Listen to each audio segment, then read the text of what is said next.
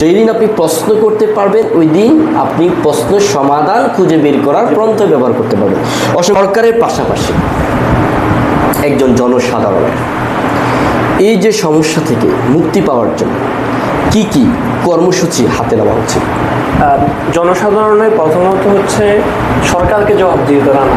এটা হচ্ছে এই দেশের সংবিধান মতে জনগণ সকল ক্ষমতার উৎস।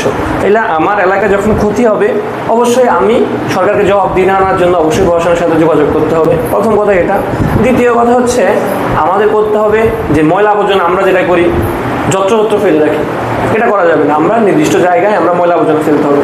তৃতীয়, জৈব অজৈব বর্জ্য, আমরা জানি কোনগুলো জৈব বর্জ্য কোনটা অজৈব বর্জ্য। ওই বর্জ্যগুলো আমরা পৃথকীকরণ করে জৈব বর্জ্যগুলো আমরা রিসাইক্লিং করলাম, অজৈব বর্জ্য যেগুলো আছে আমরা সেগুলোকে হচ্ছে নির্দিষ্ট যেখানে পৌরসভার ডাস্টবিন আছে ওইখানে আমরা ফালো মানে রাখা।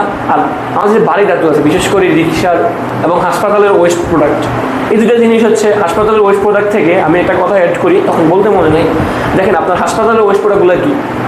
সিরিজ, ইনজেকশন, রক্ত।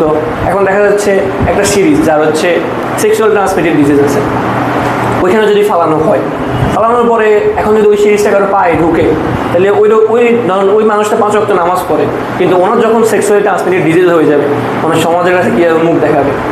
ওইখানে ময়লা পর্যন্ত ফালানো হইতেছে। আমি রেয়ার ঘটনা বললাম, বাট এরকম হইলে এর ড্রাইভার কে নেবে?